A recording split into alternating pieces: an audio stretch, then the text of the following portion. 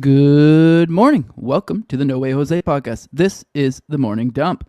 I am your host, Jose Galison, and this is the kitty of the day, Beverly. You get a little itty bitty kitty today. She's one of the younger ones. She's, I don't know, what, maybe 5, 6, 7 weeks. So it's not actually less than that. She's pretty little. She's a little gal. She's a sweetheart, though. I love her. She's so soft and so sweet. They're usually not this chill at this young. They're usually have more like a screamy baby instincts, but she's been an absolute sweetheart since she was little. I had to give her a little extra care, and it has paid off. And now if you would just like to see my hot takes Monday through Friday at 11 a.m. Eastern, that's the goal, as you can see by today. We didn't make it. Or if you just want to see the kitty of the day, then be sure to hit that like button, or be sure to hit that subscribe, and be sure to hit that bell for notifications, especially as erratic as my live times tend to be. Monday through Friday, 11 a.m., that's the goal.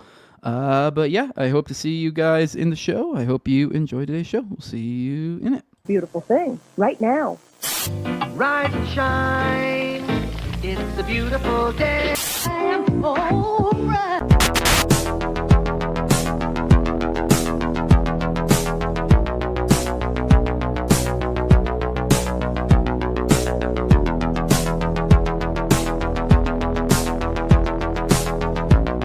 About a third of the building has been blown away. This is the bridge to the white lights.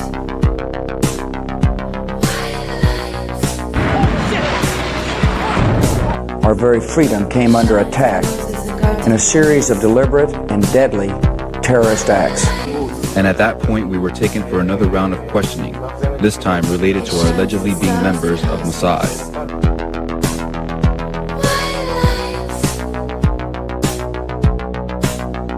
It's crazy evil.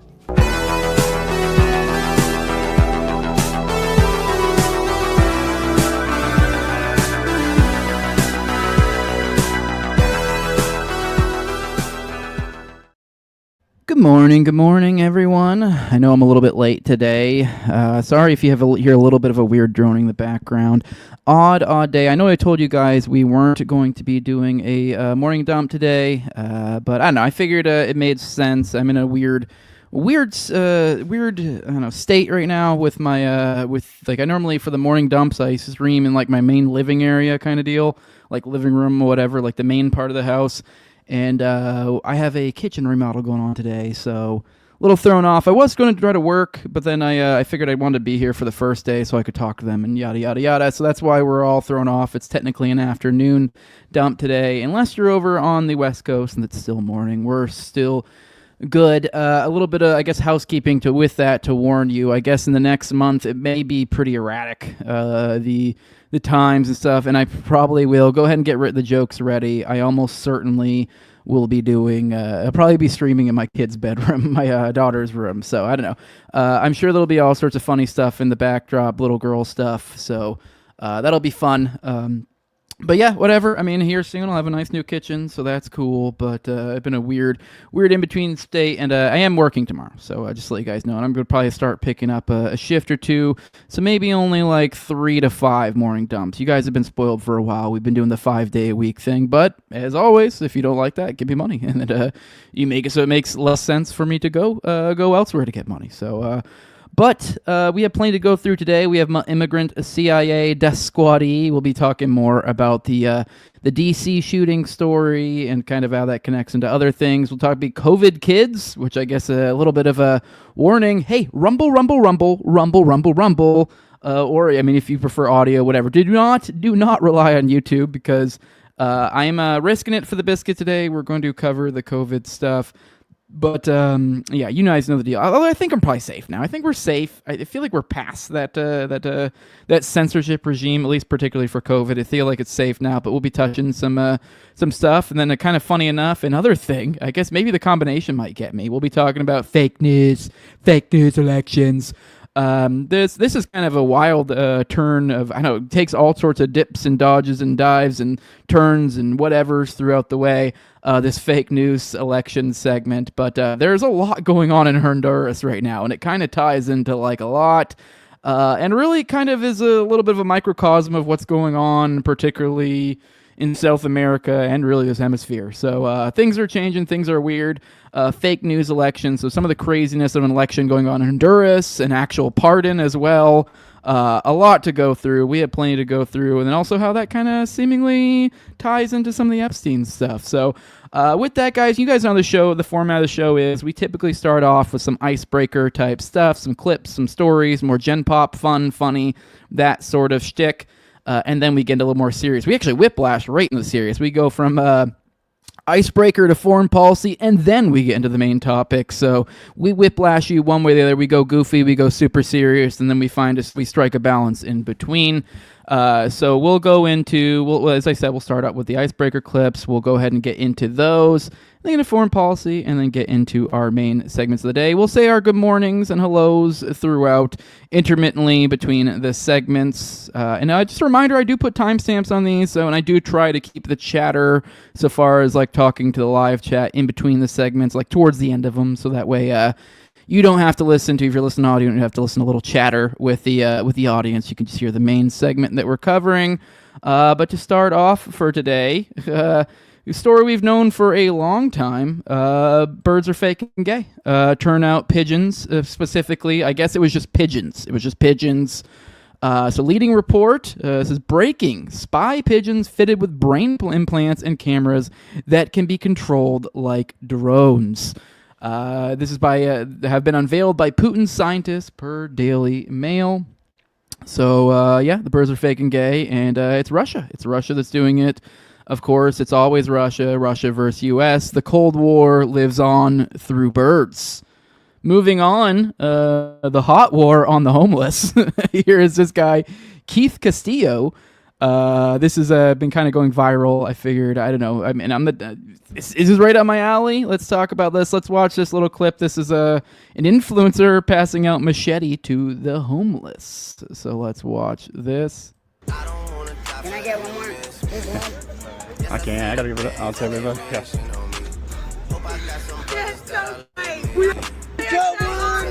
Hey, one of these. There you go. You're welcome. There you go. This is mine on stage. You're welcome. All right. There you go. Okay, that was fun. All right, now I have to. I mean, I feel like I shouldn't have to say this, but guys, don't give machetes to homeless people. I 100% understand the what's compelling you here. There is a certain hilarity, but there is also a real world effect that happens here. I mean, it'd be one thing if we were dealing with some sort of homeless enclave where they were like sequestered off from the rest of the world and you were just tossing machetes over the fence just to make it fun. Kind of like when I was a little kid and I had chickens and I would just like hawk big fat fucking loogies and throw them into the pen and just watch them just fight to the death over my loogies.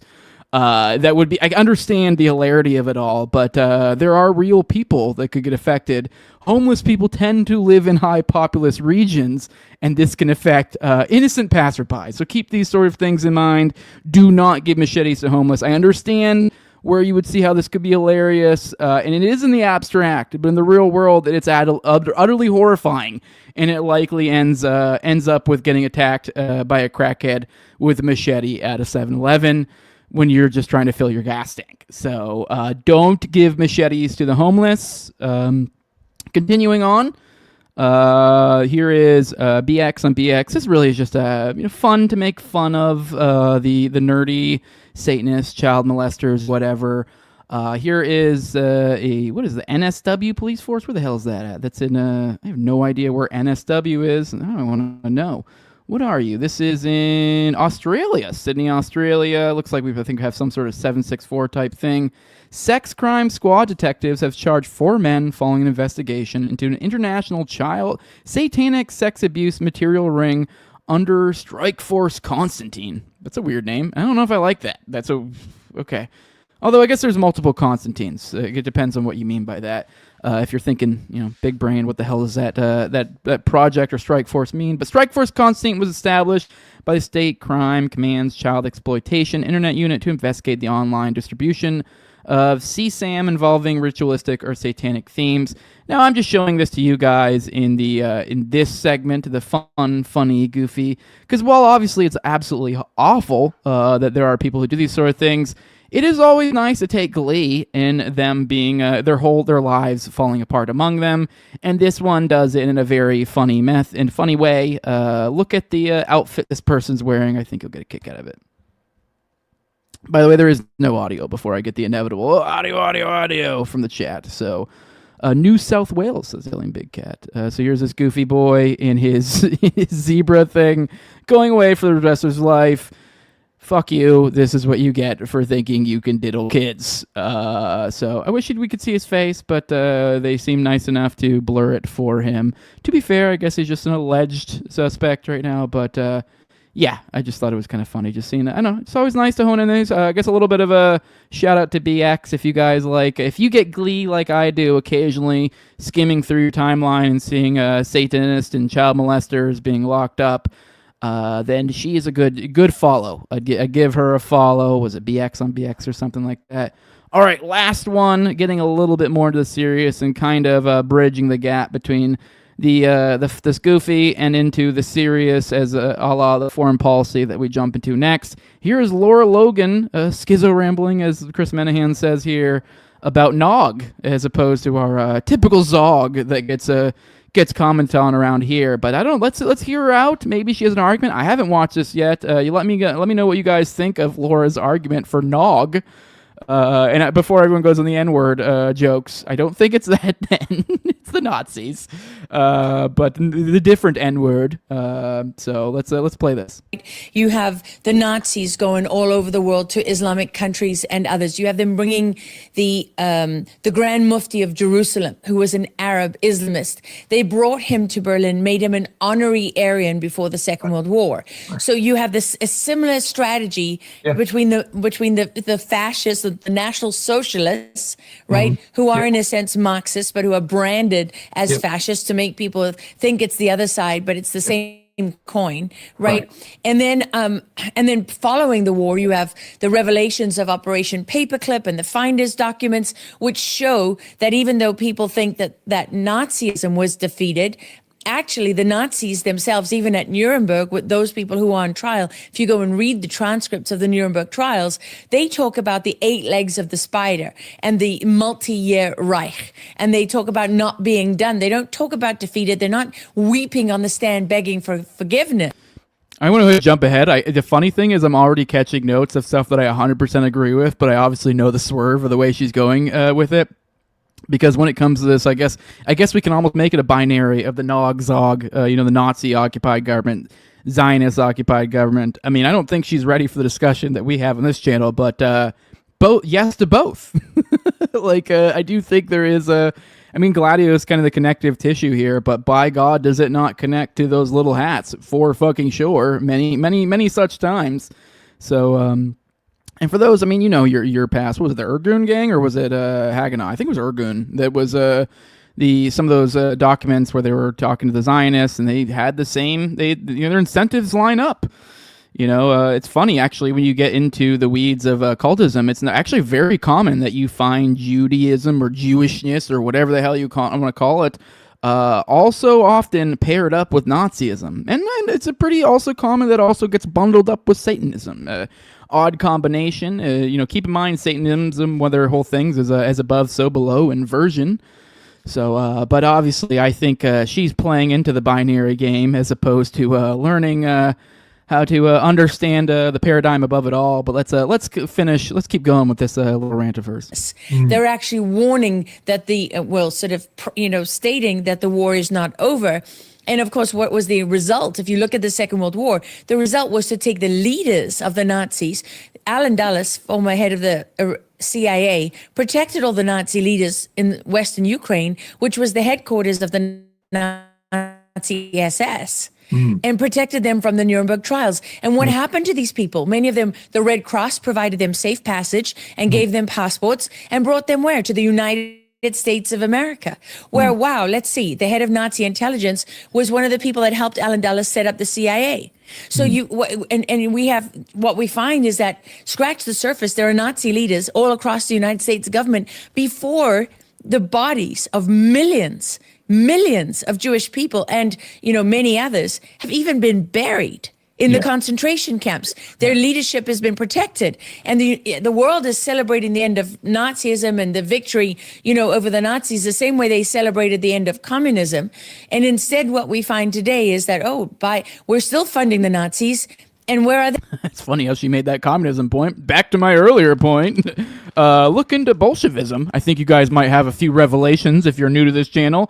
I don't know, a little bit of an interplay between the old small hats and that one contingency. But I digress. Let's go on. They're in Ukraine. And they're not neo-Nazis. They're not new Nazis. They are the same Nazis. They're descendants of the actual SS who killed hundreds of thousands of Ukrainian Jews, which, by the way, is all happening at the same time as we're separating the United States from its traditional ally, Israel, for many reasons. People can argue that they're justified or not justified, but the effect is the separation of a traditional ally. And this is not happening out of context. Right. Yeah, no, and it's awful too. It's absolutely awful and inexcusable because it's based on such, among the people, maybe not leaders, but among the people, it is based on such widespread ignorance, it defies description. There's no such thing as a Palestinian people. It's not a reality. All right, what do you guys think? Are we a bunch of noggers? Are we being ruled above by the nogs? What do you think? Are you my little nignogs? Let's roll through the chat. Let's say good morning. Be sure to hit that like button. Help a brother out as you're popping in here. And whenever I do this, I was bad and I forgot to warn you guys. Whenever I do these odd ones, it always screws with the viewer count. So help a brother out. Hit that like button. It'll send more people my way. And we can grow this wolf pack even larger. I like the community we built here, and I want to keep growing it. It's a fun place. But let's get into the chat. Say our good mornings. I know it's not morning, but we're doing it anyways. Good morning, Fire Pixie. Good morning. Good morning. Good morning, CSETP. Good morning, Rock Biz Semalit. Good morning. Good morning. Good morning, Gotis. Surprise! Monday episode is a surprise. Good morning, Fire Pixie. I think I already said on both accounts. Always an overachiever, Fire Pixie. Feeding the algo on Rumble and YouTube. I wish you all were like that. Good morning, Alien Big Cat. Good morning, Bug Fights. Good morning, good morning, good morning, No Hablo. Early afternoon dump. Yes, yep. Good morning, William Miller. So good morning to all you retarded kangs and quains. Which maybe actually not tomorrow. I guess it won't be till Monday. Oh, I'm glad I'm mentioning it too. On Wednesday, I'll be late too. Wednesdays are weird. I have a lot of cats going home and the kitchen being remodeled. So I'm delivering some kitties. I think I'm delivering 2 kitties on Wednesday. So a little housekeeping. I know, not in the right place in my presentation here. But yes, housekeeping. Wednesday, expect an oddly timed episode, if one at all. Although I think I'll probably get one. Unless the news just goes weirdly dead or something, there almost certainly will be one on Wednesday. So just at an odd time. Rock Biz says the Cold War was gay, so we're birds. 100%. Good morning, Tower Gang NPC. Oh, but I meant to say with William Miller and the retarded kings and queens, I think there's a funny little story about Kim Kardashian and being retarded. So we'll probably have to play that maybe on the icebreaker clips in a future episode, maybe Wednesday. I think you guys will get a giggle out of that. Good morning. Handing out weapons to homeless dudes, literally getting people killed. Yes, exactly. You get it. Good morning, Knife Safety Plus. It says return of knife bum fights crew. See, this is exactly what I'm getting. Like bum fights, like just wholesome, good fun. Like great time. Like nobody was being hurt at all. Like no actual human being, no like sentient creature of any sort, none of them were hurt. Either real people, the taxpayers, or the people who are, making money but evading taxes. Others people living on the streets like refuse. Then yeah, those are just kind of one street rat versus another street rat. It's like kind of chicken fights. I get it, but there are other people that get involved here. So. The whole non-aggression principle as far as, it's okay if it's bums because they're not people, but like once you get to actual people with real agency, it's not okay. And that's what it's extending into. To be very clear, these are jokes. Good morning, RK FVC. Good morning. Good morning, Martimac. Good morning. Gotcha says the dopamine spikes higher when the episode comes unplanned. Oh, that's nice. Dopamine's jumping for this. Knife Safety Plus says, ever heard of Lev Tahor? Yeah, I actually I had to cut it a few days ago, and it was going to be added on as like a kind of last little footnote on a segment because it kind of drive the. I was going to do it in our little what was it, the Synagogue of Satan segment we did like in the last episode, I think. I was going to add that in it, but I was kind of short on time. Because yes, I know the Lev Tahor cult. I haven't looked deeply into them, but I know there's like a clip I have of they are a Jewish cult doing very things that have never ever come up in any of the 109 times. You know what I mean? It's never, you know, if they did, it was totally a lie. I don't know why anyone would make that up. Like those sort of things, you know, those sort of deep dark things. You know, like oh, blah, blah, blah, those sort of things. Knife Safety Plus says, how much plastic is that woman's face? I saw a couple people commenting on. I think I saw someone trying to say she might be young. No, that's Laura Logan. She is a wax creature. That's what she is. Much like Bums, I think she kind of falls in that same thing where like I don't know. I think you would be okay to hand a machete to her and a bum, perhaps. I don't know. It's debatable because she is mostly. I don't even think she's mostly human. She's mostly plastic. So I know there's a debate to be had on her humanity. But I know generally she's okay, I guess. I don't know. She's kind of obviously a little bit more old-timey Zionist. She's actually kind of tends to be a little bit more bass, but like in the retarded bass type way. You know, like the Candace vibe type thing. That's kind of her shtick. She's obviously still more on the Zionist game than the others, but she seems to be a little limited understanding of her. Tend to be a little bit more based. I think she just might be a little bit retarded, to be honest. I don't know if I would, to what degree. If I know everyone's a Fed in this group chat, but I genuinely think she just might be retarded. But yes, someone was asking on whether she's fake or not. Yeah, there's like a famous photo of Kyle Rittenhouse looking at her huge fake boobies, and they're like, and you could tell she's kind of almost like glowing. It's a weird, creepy kind of like I don't know, weird moment. She actually looks gross. It was weird how a lot of people were like, "Oh, that's super hot." You're like, "No, she looks fucking gross." But whatever. It is a funny picture though. Let's keep going. Zion Nazis says Alien Big Cat. Yep. Alien or Knife Safety Plus says it's an Orthodox group that operates in Guatemala. Talking about the Lev Tahor Jays. Yes. Good morning, user Chathead. Good morning. Good morning. Good morning. Aggressively agreeing. Says millions buried so deep they can't even find them anymore. Who else we got in here? Knife Safety Plus, the homeless, the most underutilized energy source we have at our disposal. Yeah, battle bums, spin-on battle bots where bums fight robot humans. Yeah, there's so much opportunities we have here. All right, guys, let's get into the foreign policy stuff. Let's get into that.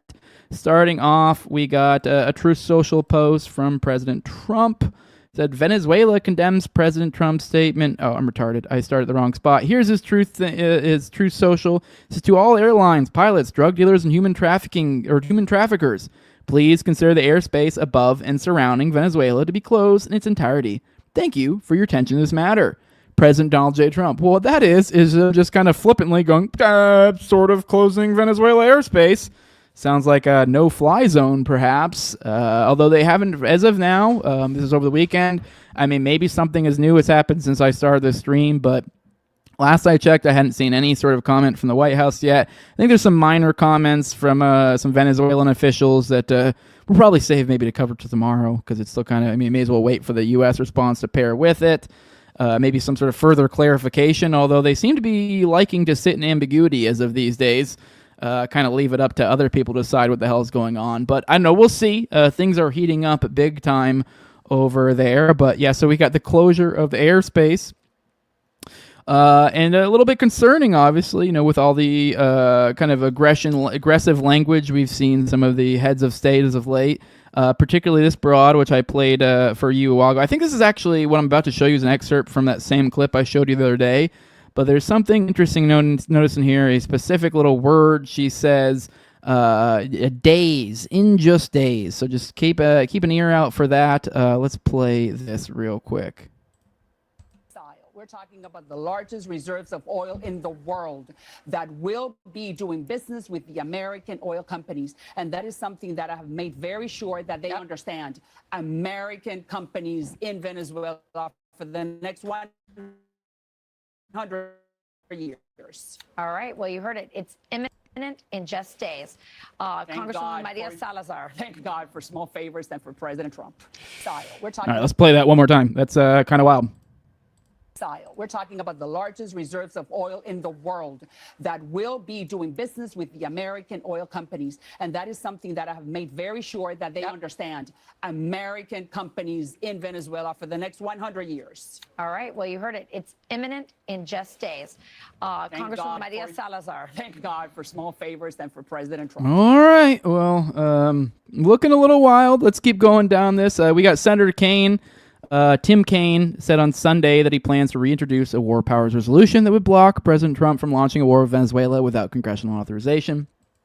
Do want to give you guys a casual reminder that my whole foreign policy segment is almost always typically basically just regurgitated from antiwar.com's coverage.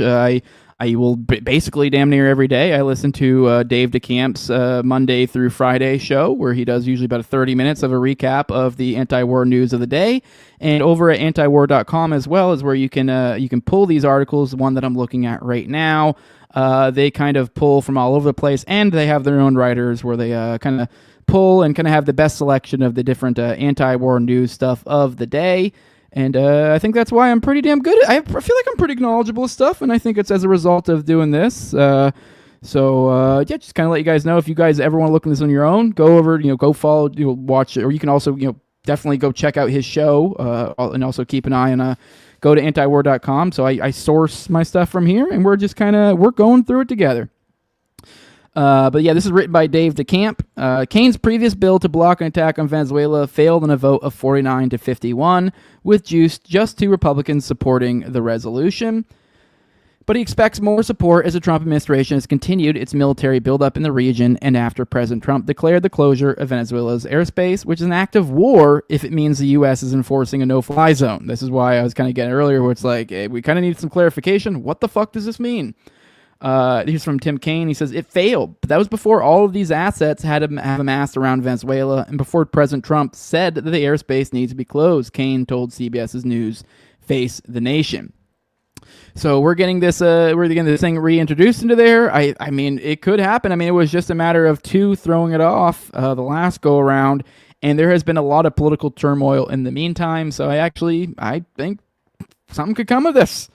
But speaking of something of coming of something and perhaps nothing ever happens, well, we'll see. This does feel like perhaps a nothing ever happens story that we're about to cover right here. I'm sure a lot of you guys have been hearing murmurs about this. This is a Hegseth order on first Caribbean boat strike. Officials say, kill them all. So essentially the idea, just kind of long story short, the big hubbub lately is, I guess, one of these strikes, Hegseth had ordered, kill them all. And that was his order. That was his verbal order to them. And then these people dutifully took on their orders and go, we must follow Hegseth's orders. And they did essentially a double tap. They, hit one of these boats once, and then they saw, there's 2 people kind of, in the wreckage, kind of floating about, obviously waiting for rescue, hopefully. And they just, it's from my understanding, on their own, decided to go, okay, well, Hegseth said to kill them all, so they sent in another one. So now there's a lot of law of war sorts of debate about whether this is an act of war, or not an act of war, but whether this is was a war crime, which is kind of missing the point a little bit in my opinion, because I've listened to some coverage and there is truth to it. When it comes to law of war stuff, there's a lot of times all sorts of different legal escapes or legal workarounds or whatever, loopholes, or like, well, technically, he could have, and it gets really dodgy with the legal game. But I will say with the Venezuela stuff, throughout all of this, the consistent reporting that we have been covering on the show is how appalled the DOD and others, kind of insiders seem to be at how flagrant, and even some sort of reports, I wish I could remember the specifics on this one, about lawyers kind of being like, what the fuck, and like, so, because that's how this game is played. Like, essentially they go to these, every time there's supposed to be only strikes or others, usually, they always say a team of lawyers or whatever. Well, some of those team of lawyers people had resigned, according to, behind the scenes reports, and a lot of hubbub about what the fuck. So yeah, I don't know. There might be a there. Although at the same time, I'm a little bit like, I don't know. We'll see. But at the very least, I mean, it is incredibly immoral, in my opinion. I don't think you can fucking murder people like this. Doesn't seem. I mean, really, the first strike to begin with was not cool. But there's been a lot of kind of backlash, a lot of people kind of jumping on, and surprisingly seems to be a little bit of going both ways. But damn it, I accidentally exited out of my display. My bad, I clicked the wrong button. Give me a second. But despite all of this, we have, it seems like Hegseth is kind of still maintaining a glib demeanor about all of this.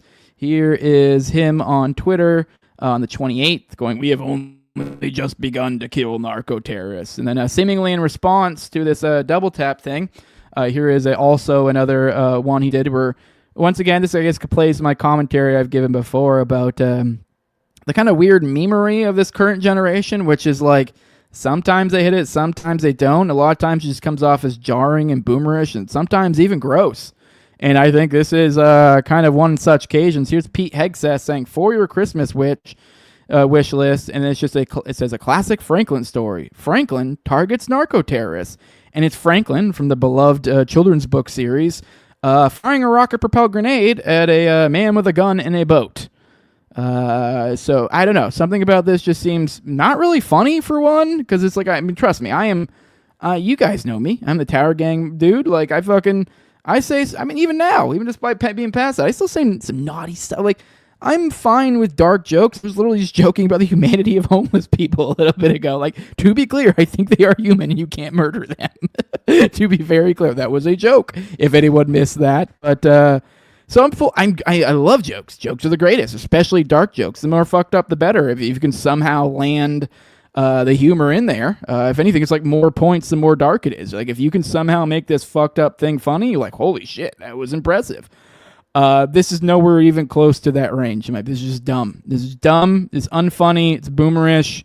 And kind of, frankly, gross and evil. It just kind of comes off as, especially when you have these notes of like a children's book. Like, I don't know. I can't help but notice. I mean, it just seems gross to play off these themes and then to insert murder into them as well. Like, Franklin is a very wholesome character. Like, it just feels like, and it's a children's character, and then you're like going to insert themes of murder, I mean, which once again I'm fine with. But it's like if there's humor to, I don't like it. I don't like it. Let's keep moving. Here is Congressman Mike Turner making some statements on what he thinks about this. So let's hear what he has to say. War experts are saying, one second, that was illegal. That killing people who are no longer able to fight is a war crime. What is your view, and what questions do you have for the Pentagon? Congress does not have information that had occurred. Both the chairman of the Senate Armed Services Committee, chairman of the House Armed Services Committee, and ranking members have opened investigations. Obviously, if that occurred, that would be very serious, and I agree that would be an illegal act. War experts are saying that was illegal, that killing people who are... All right, moving on to the next. And here is President Trump as well, kind of giving his thought. Here he is being asked on Air Force One by some reporters. Oh, of course, StreamYard did its thing. Give me a minute. I got to bring up the video. And one moment. All right, here we go. It's back. Let's see what Donald Trump had to say about this, and I don't think this really bodes well for Hegseth. It seems a little bit of a under the bus thing. Actually, let's give Hegseth's take before first off. Here's Hegseth. This is actually, I guess, his not glib response. So as usual, the fake news is delivering more fabricated, inflammatory, and derogatory reporting to discredit our incredible warriors fighting to protect the homeland. As we've said from the beginning, in every statement, these highly effective strikes are specifically intended to be lethal kinetic strikes. The declared intent is to stop lethal drugs, destroy narco boats, and kill the narco-terrorists who are poisoning the American people. Every trafficker we kill is affiliated with a designated terrorist organization, which, I don't know, it just is so gross. What a stupid understanding of the world that anyone affiliated with this organization is therefore, like, worthy of death? It's just kind of a gross... I don't know, gross. It would be one thing if this was like, I don't know, like say like a military or somebody that actually killed people as opposed to just some abstract way through, behaviors of their own, by like, I don't know, supplying people drugs. I don't know, it just seems gross. Moving back into Hegseth, the Biden administration preferred the kid gloves approach. Okay. Allowing millions of people, including dangerous cartels and unvetted Afghans, to flood our communities with drugs and violence. The Trump administration has sealed the border and gone on offense against narco-terrorists. Biden called terrorists, we kill them. Our current operations in the Caribbean are lawful under both U.S. and international law, with all actions in compliance with the law of armed conflict, approved by the best military and civilian lawyers up and down the chain of command. Our warriors in Southcom put their lives on the line every day to protect the homeland from narco-terrorists, and I will always have their back. Well, let's see what Trump had to say about all this. Here is a clip of him on Air Force One. Let's see what he has to say.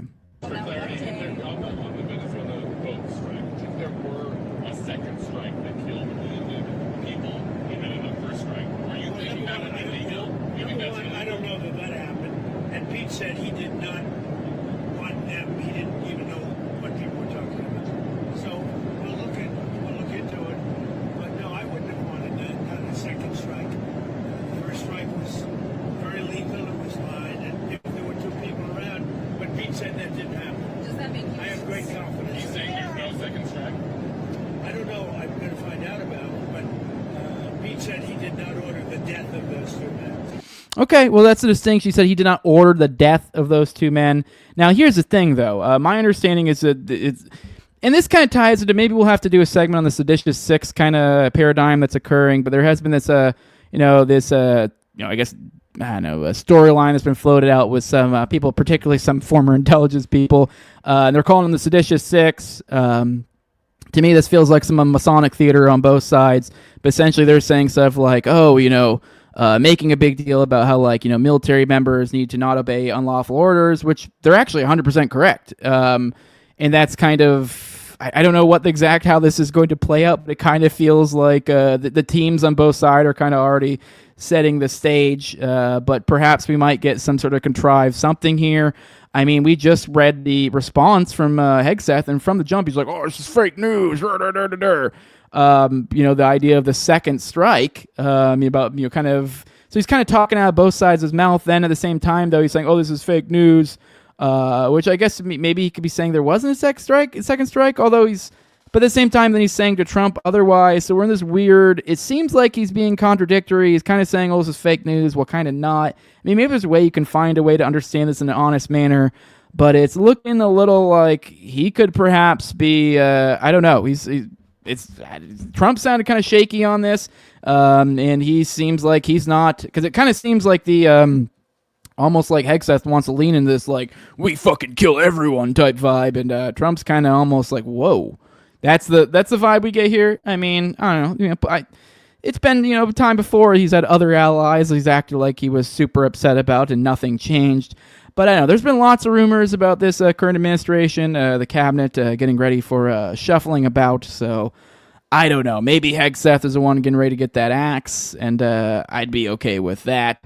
Let's keep moving on. Here is, let's check out what's going on in Israel. Israel military kills 2 brothers, 9 and 10, in drone attack in southern Gaza. So isn't that nice? In a drone attack. So because they were super in danger when it's a drone murdering a 9-year-old and a 2-year-old, or a 10-year-old, my bad. So because someone must have been really in danger if it required a drone to kill a 9 and a 10-year-old. Israeli military on Saturday killed 2 brothers, 9-year-old and 10-year-old, in southern Gaza as it continues to violate the U.S.-backed ceasefire deal by launching attacks against Palestinians. The boys were identified as Fadi and Huma Abu Ati, and according to family members, they had gone out to gather wood for their wheelchair-bound father in Bani Suhaila, a town to the east of Khan Yunis and close to the so-called Yellow Line, the de facto boundary that separates Israeli-occupied Gaza from the rest of the Strip. Witnesses told Al Jazeera the boys were killed when a drone dropped explosives on a group of civilians, and the report said that the attack occurred beyond the Yellow Line, contradicting the Israeli military statement of the attack. Sorry, my bad. I just saw a text from my kid. I was trying to understand. Okay, anyways, my bad. I was trying to arrange something else at the same time. I just saw a text from my kid and threw off my total fucking train of thought. Completely unprofessional. I'm back into it. But yeah, obviously the idea they're claiming that this was beyond the yellow line, but like kind of that's, I mean, let's be real. Does it really matter where these fucking 9-year-old and this 10-year-old were? I don't particularly think so. I don't think if they were beyond a yellow line that I would then go, okay, well, it's all right, you murdered them. So according to the IDF, they claimed it eliminated 2 suspects who crossed the yellow line and did not allege they were armed. So they didn't even bother to say this 9-year-old and 10-year-old were armed or anything of the like. Just murder.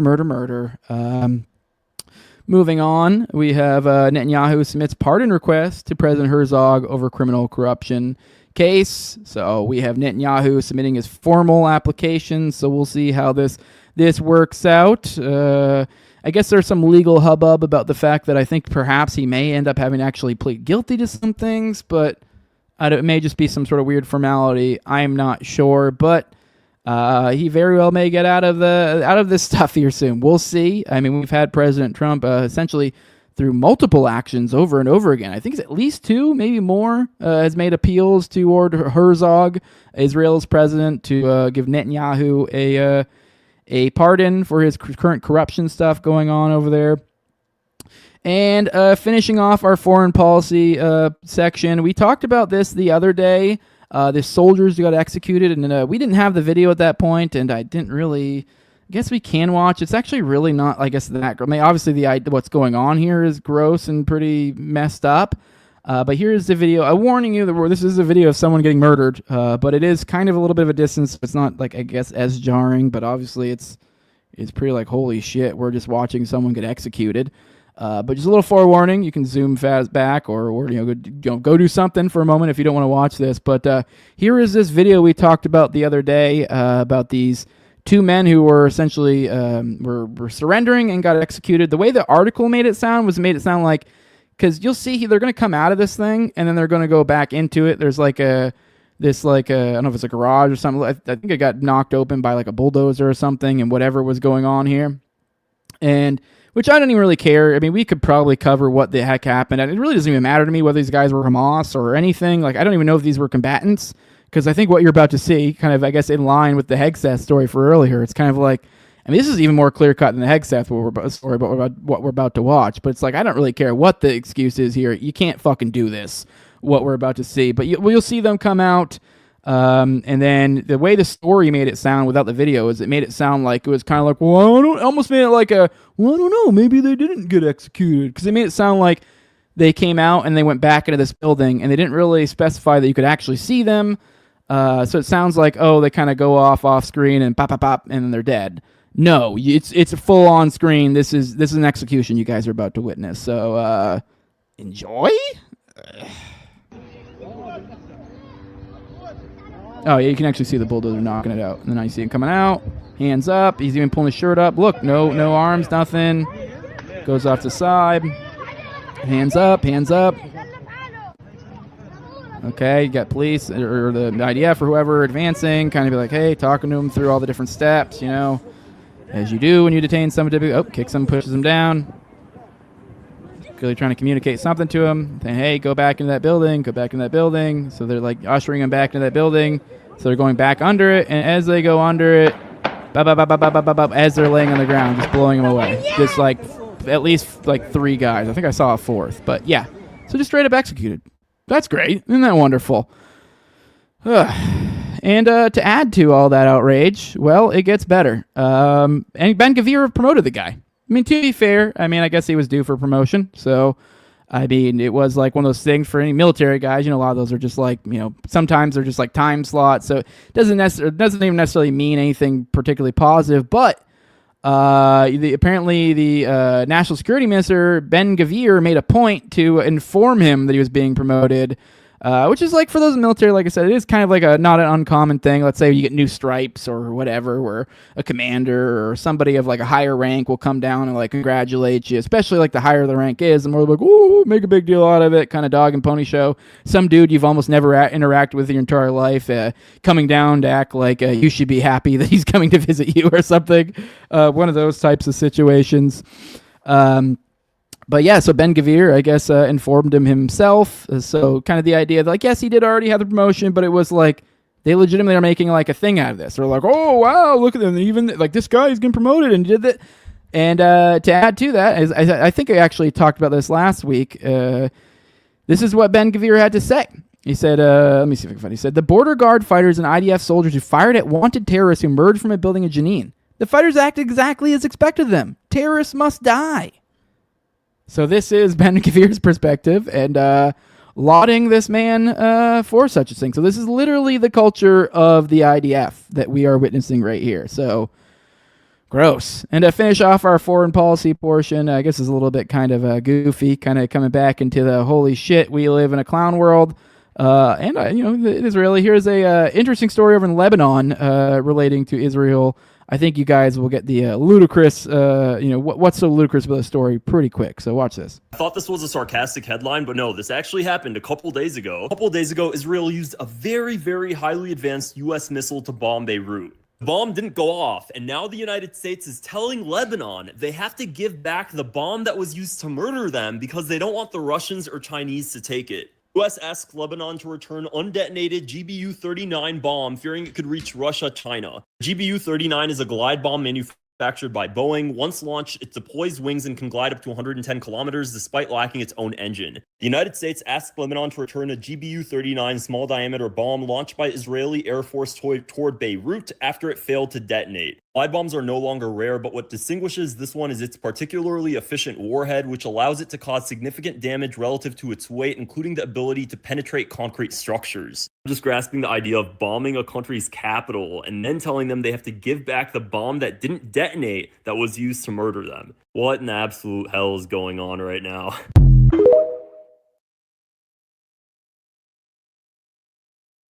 Just realized I had it muted, but yeah, obviously ridiculous. Bombing Lebanon and saying, hey, please just give us the bombs that didn't go off back. They're super, super secret.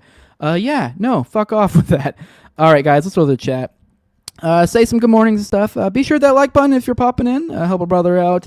But let's go through, say our good mornings, and then we'll get into our first main topic of the day, the CIA Squadee. Good morning, PJR. Good morning, good morning. Nice CT Plus saying the U.S. is already at war with Venezuela. This is all theater. It sure does seem that way. And I think, like I said, this last segment that we're going to do here in a bit, I think kind of really, it's more than just war with Venezuela. It seems like it's a whole thing. PJR says Jose is so handsome that I got radicalized recently as a trans activist. Hope you guys don't hate me. It's okay. It happens a lot. No big deal. Good morning, Bobo. Good morning. Good morning. Good morning. Who else we got in here? We got good morning, Tom33. Good morning. Good morning. Who else? Good morning, Martin and Max, saying I'm fine with dark, crude jokes when they're funny, but yeah, this isn't funny. It didn't land at all. Yeah, the Franklin thing, yes, it was stupid.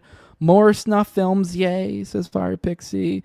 User Chathead says every joke is in some way, some degree of an insult. I completely look at jokes different now because of that.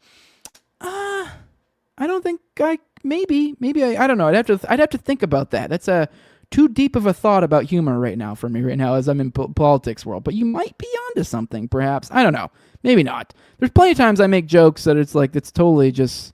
I mean, I guess yeah, it is an insult because like even then, even though I was joking on the homeless people, it was like yeah, there's a mild insult in there. It is kind of like oh, get off the street, you bum.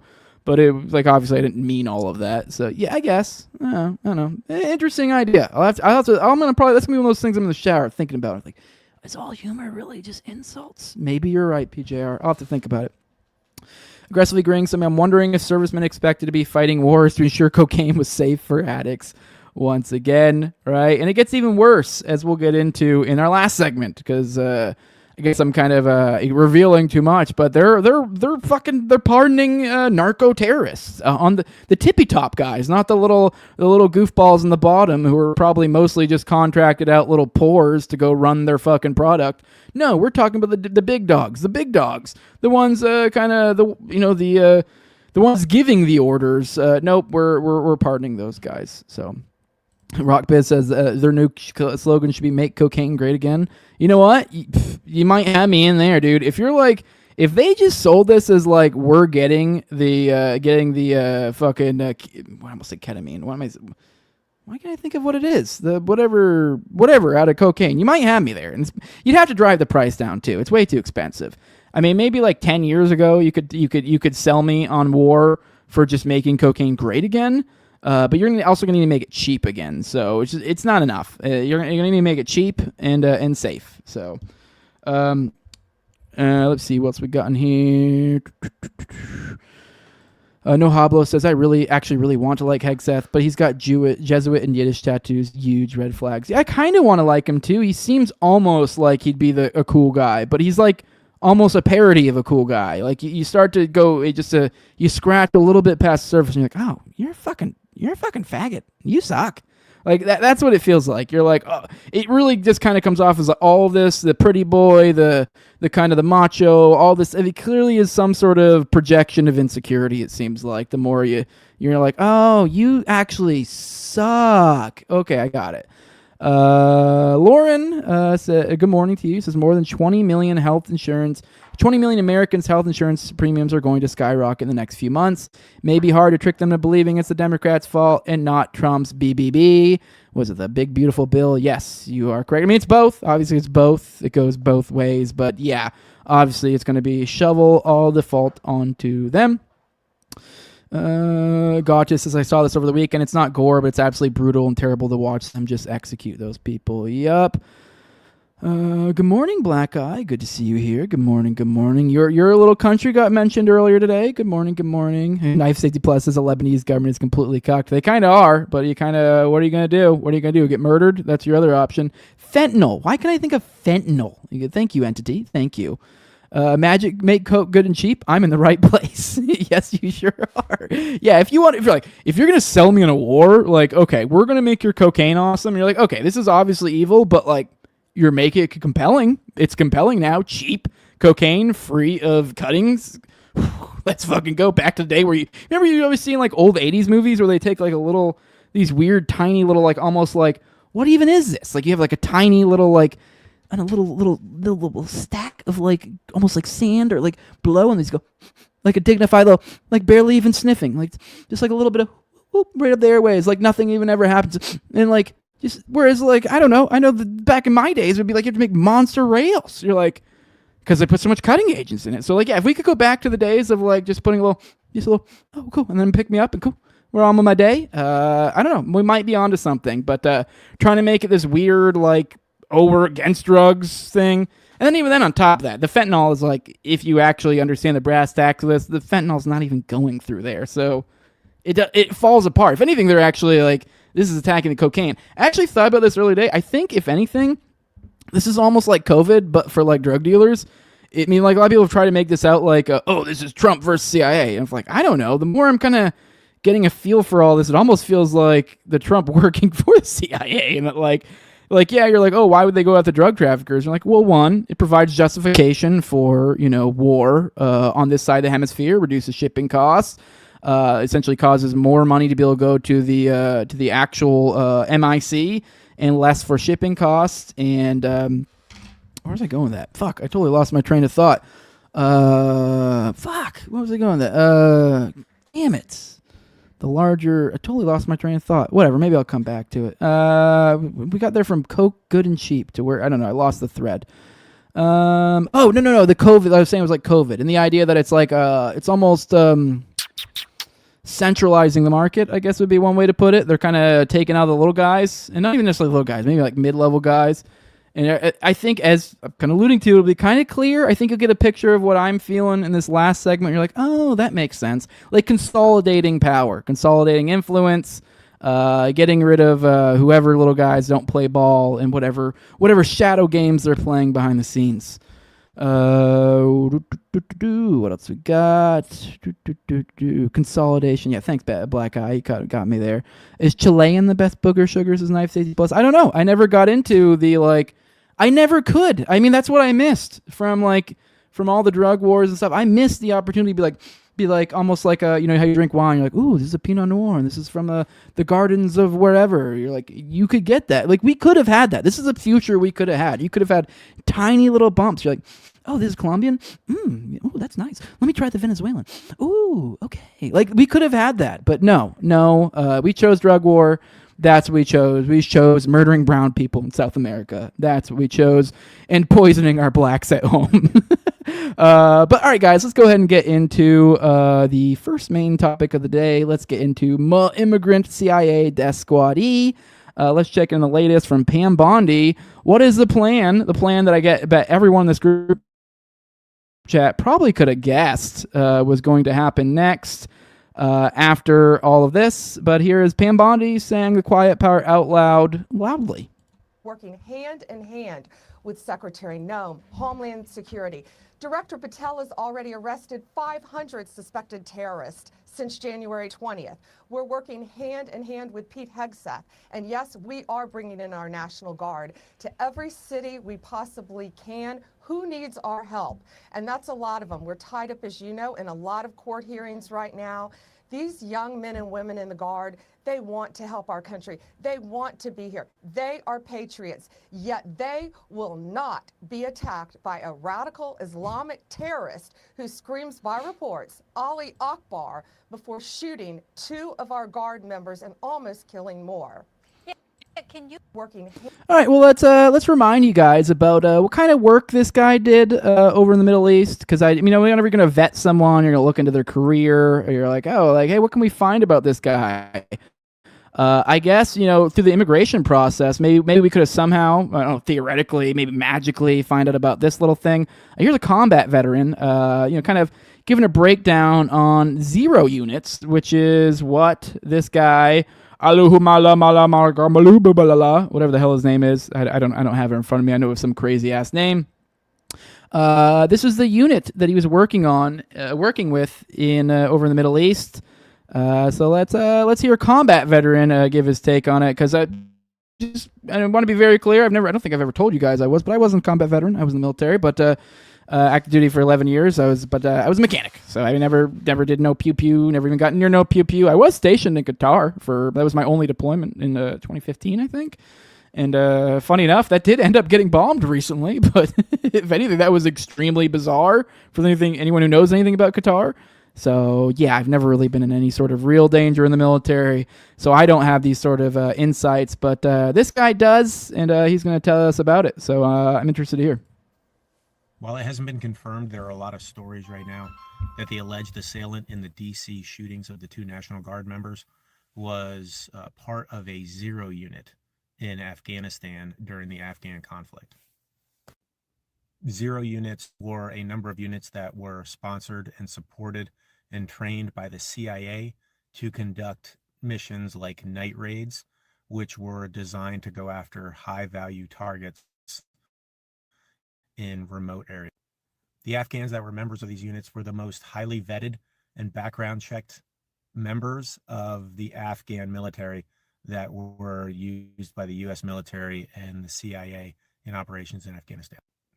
They worked closely with the CIA, who led the teams. There was always an operative with them on any mission. They also worked with Special Operations Command. They did not work with regular military, so that there was plausible deniability. These units were spread across the country and were used to go after, as I said, high-value targets, Al-Qaeda, Haqqani network, Taliban leadership.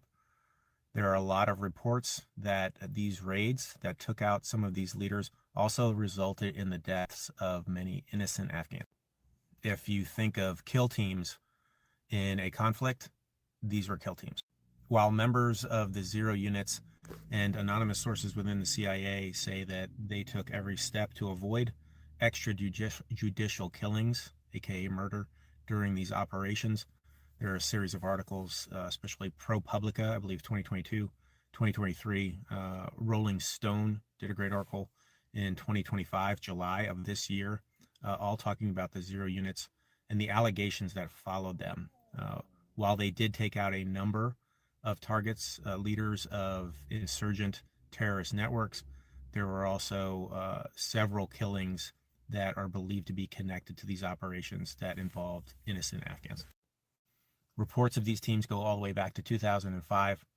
Their last mission was to secure Kabul as we evacuated in 2021. Several of the members, according to reports, thought that they were going to retreat to the mountains and continue to fight. They were then told that they could leave and were told to gather their families. So the 0 units, up to 10,000 by reports of these men as well as their families, were then delivered outside Afghanistan and given a chance to start new lives elsewhere. Again, these were the most highly vetted and most background-checked individuals inside of the Afghan forces. There was never an insider incident, which is called basically like a blue on green, where Afghan soldiers at times There were incidents that involved them shooting at U.S. military. There was never an incident of that that's been recorded. They were extremely loyal to the CIA and to their bosses, their United States bosses, and never turned against them inside of Afghanistan conflict. The alleged assailant in D.C.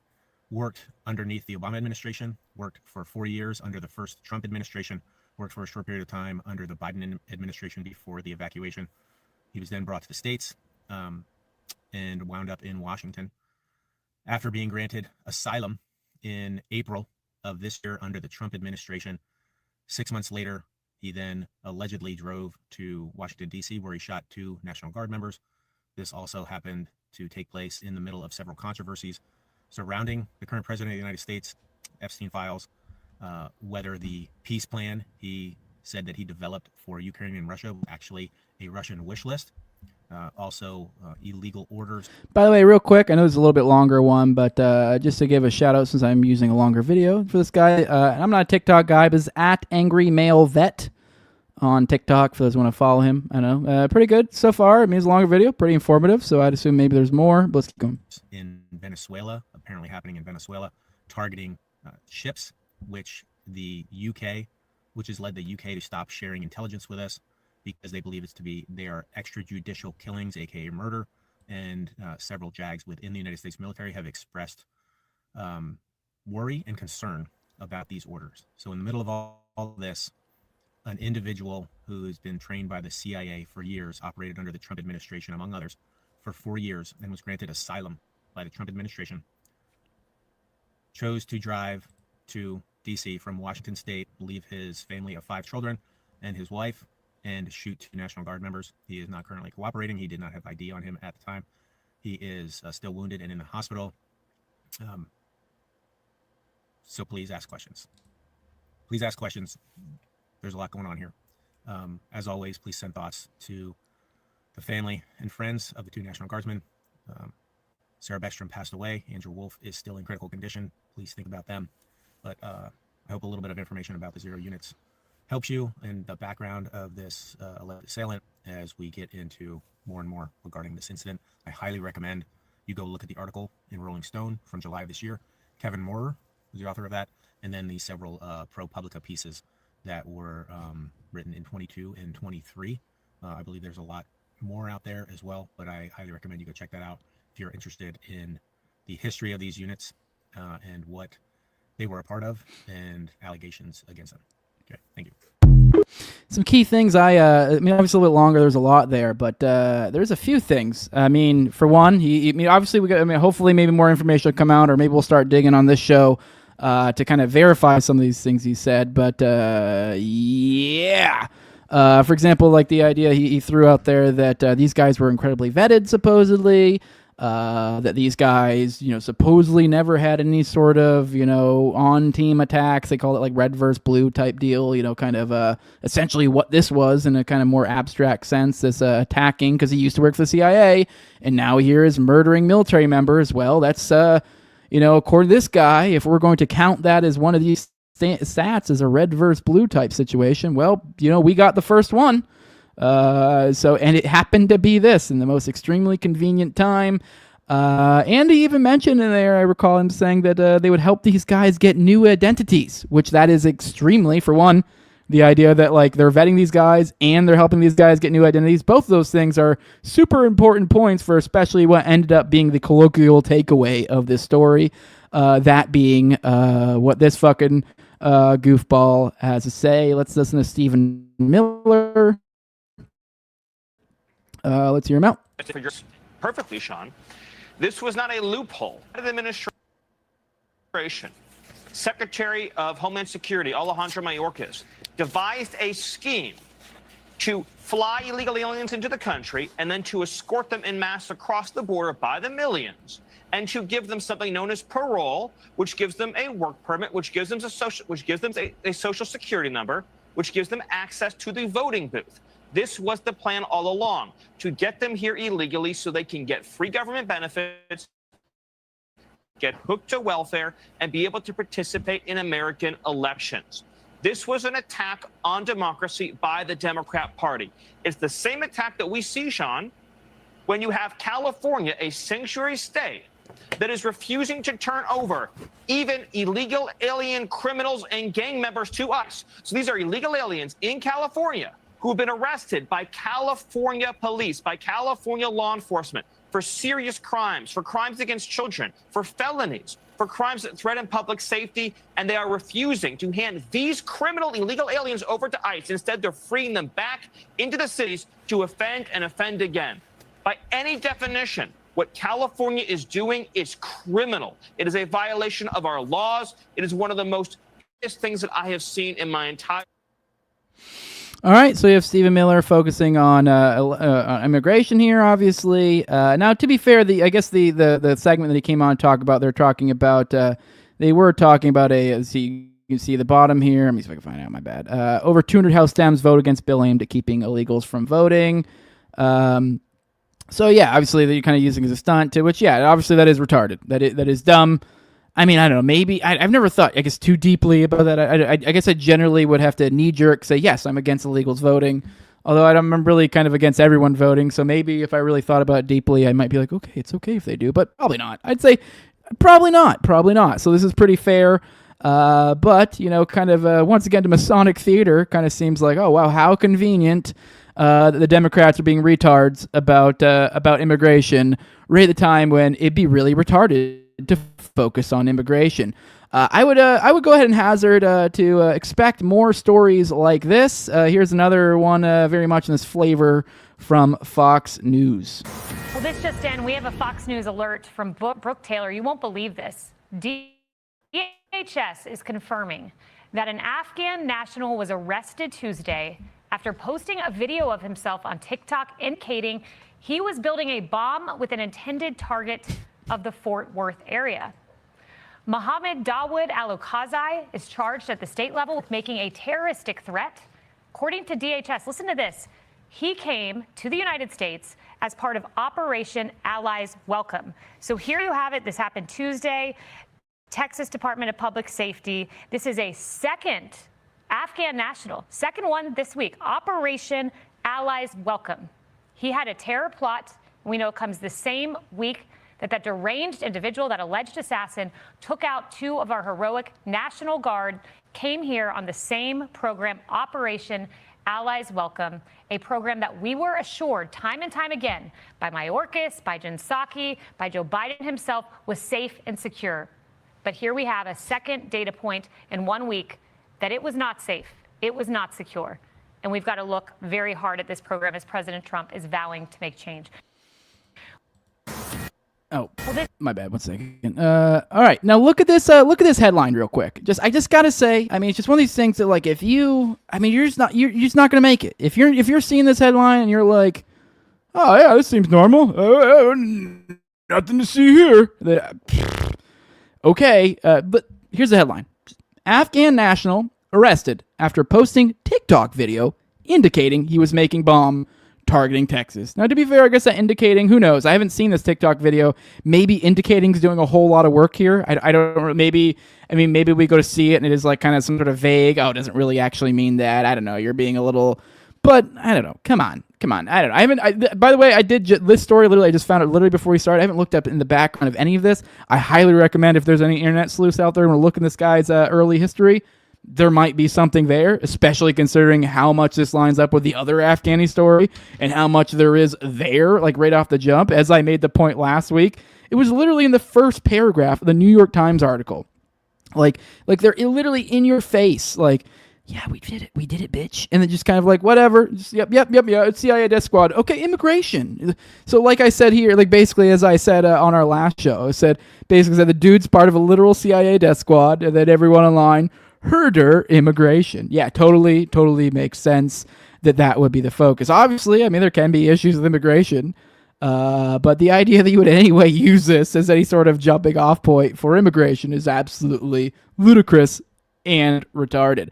Let's roll through the chat, see what you guys got to say, and then we'll get into our next segment. Talk about COVID kids. This is where it's getting a little bit dicey for the old YouTube censors. So do a homie a favor and hit that like button. Do all the things. 5-star review, whatever the fuck it is. Follow me on Rumble because, yeah, going into some spicy stuff. But let's say hi to you guys. Good morning, Mad Miller. It says this is an oil war, not a drug war. Venezuela wanted Guyana's oil, but Shell wants it too. Yeah, I definitely think that's a component of it as well, a very, very large component of it.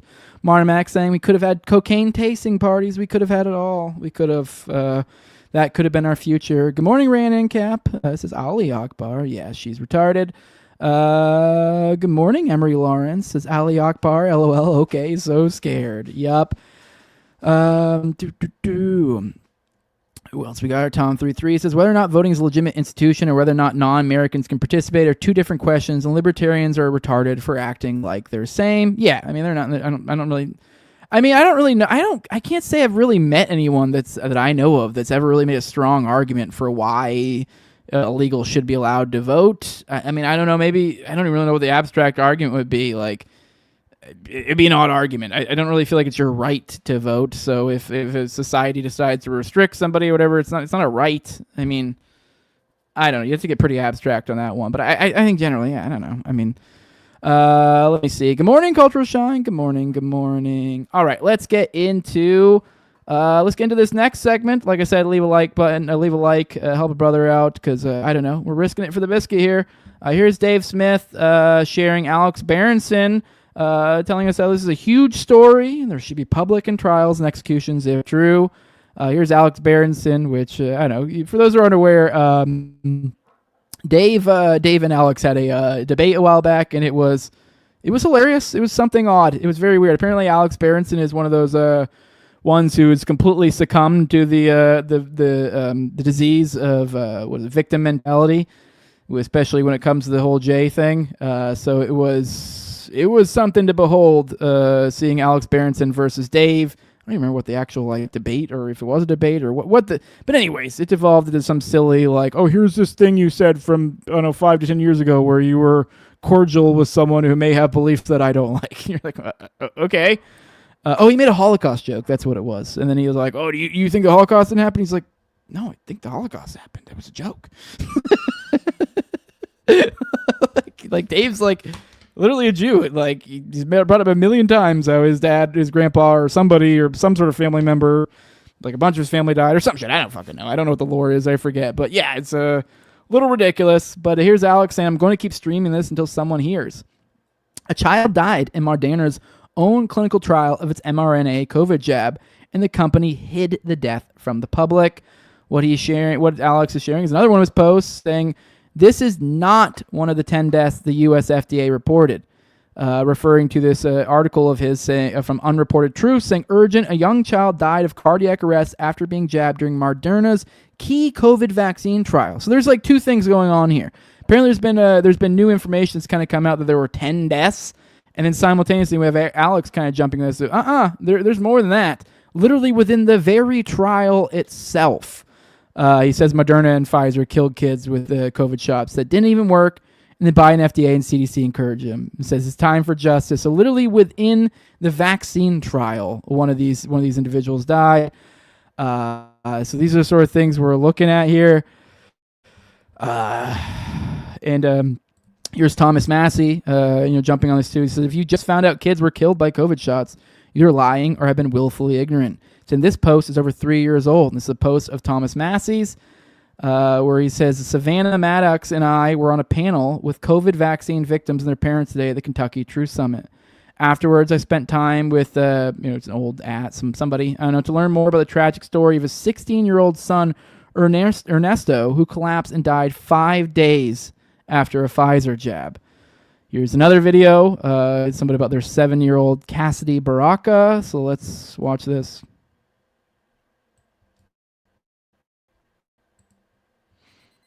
No, 1 second. Sorry. StreamYard's doing its thing right now. 1 second. Got to bring it up. And here you go. Thank you. Cassidy Baraka was 7 years old, got her vaccine, reacted in 5 minutes. Go ahead, I'll extend it for a few seconds. Thank you. Vomited for 8 to 10 hours. Then she got a second vaccine, terrible abdominal pain, and she died at 7 years old from her second COVID shot. And the only thing on her death record in part 1 says she died from COVID. Everybody can look this up. You can try me for felony, whatever. This is all the truth. Ian Shoemaker was 11 years old. Amaya McDonough Rocha was 12 years old. Cerebellar tonsillar and bilateral uncal herniation stroke in a 12-year-old girl. I hope doctors would understand what a cerebellar tonsillar and bilateral uncal herniation is in a 12-year-old. She got 4 vaccines on August 3rd, 2022. Meningococcal, Tdap, her 3rd COVID shot, and HPV. She reacted and died from a stroke in that month. So these are all facts in the record in Massachusetts. So you have a legal duty to act to investigate the department. Every one of you has that legal duty. You took this job. And if you don't investigate it to find out that what I'm saying is true, and they committed felony fraud as a matter of custom and practice in Massachusetts, overinflating COVID deaths and hiding vaccine deaths. Okay, thank you. All that science stuff goes over your heads. I get it. But the reality is these people died from the vaccine. They were certified on the records as having died from the vaccine, and it was hidden by removing the Wi-Fi 9.0 code, which means death from viral vaccines. So it's being hidden from the public. So with the fraud that I'm accusing, what good are all your statistics? You got to straighten out your house first. Saying they're literally hiding these stats. But wait, there's more. Here's one from over in Canada. Though this is obviously is awful. This one, there's a little bit more of there seems like maybe something could come of this one. So let's watch this. Okay, we've taken a we've taken a hit. You know, let's keep going. And then we get contacted by this father named Dan Hartman.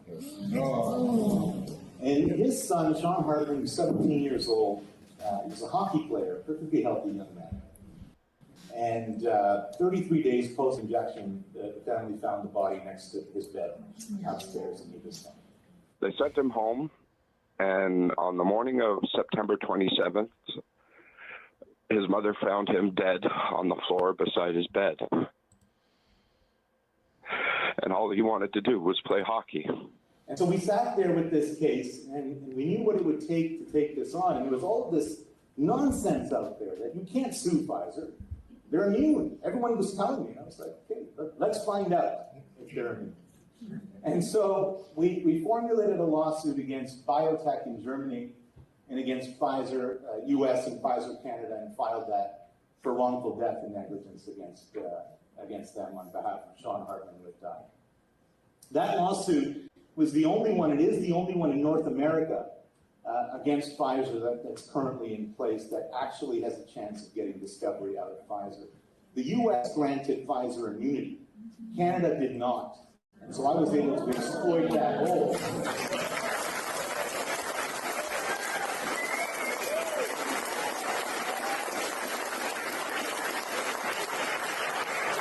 And so right now we're back and forth with two of the largest law firms in Canada, and they're willing to put billions to prevent disclosure of evidence.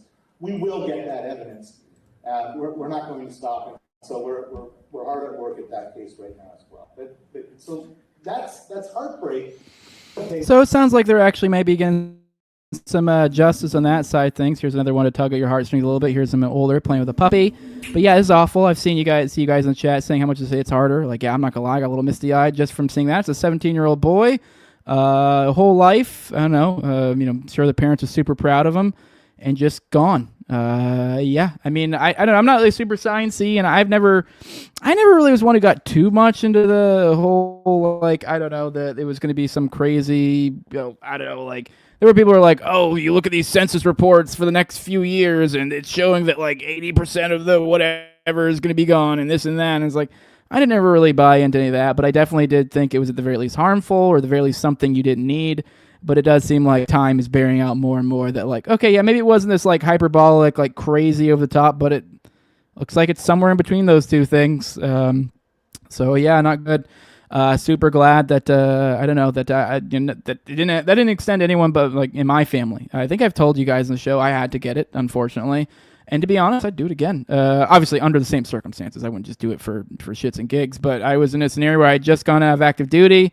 I was still in the reserves because I just couldn't afford it. Not anymore, but I mean, I still was in at that time, and like I just couldn't afford to not. I was in this weird position where it was kind of this like in between. So I did a little bit of reserves, and then got out of the reserves to kind of like hedge the gap from one to the other because money was tight. I went from making like somewhere in the realm of it's like over $70K after taxes, and this was before 2020. I don't know what the tax raises these guys have got now. I was in 11 years as a tech sergeant, so like it was a big jump from one to the other. So like obviously I disagree with that, like the idea of that I would need that, but hey, I needed to make sure my kids had food on the table, and I was willing to sacrifice my body for that. So I knew there was a chance that who knows, this could kill me.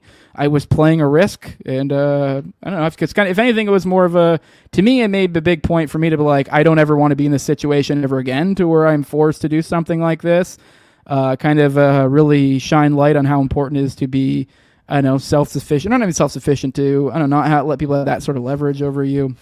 So if anything, it made the getting out of the military impetus even more important. But at the end of the day, I mean, my kids come first, so I'm willing to make that. But yeah, definitely made it like I definitely don't want to ever do that shit again. That's the end of that one. Let's roll through the chat. Let's see what else you guys got to say before we move on. I had a similar point, but I totally lost the thread. It's a common thing on this show. It's common, mama. I was pregnant with our last kiddo during COVID. They made me feel like absolute shit every single doctor's visit because I wouldn't take the jab. Oh, I remember what my second point. My other second point, too, is not only was it more of like an impetus for me to be like, I need to like make sure I'm never in this position again. It also was an impetus to me like, well, I'm in this position, so I really, really need to get in good shape. So like, I was pretty fat back then, and I honestly, before the summer, I was pretty fat. This summer, I really made a point to start getting back in shape, and so good. I feel like that's probably helped me. So if I'd say keeping a fat piece of shit, who knows? Maybe I'll die next week. Who knows? We'll find out. Or they'll hit me with some brainwaves and make me do some sort of political assassination or something. If that's it, it was the COVID, guys. I'm telling you, those aren't genuine thoughts in my head. So. Let me see. Tom33 says, I don't think those responsible will live to see it during their natural lives, but history is on their side.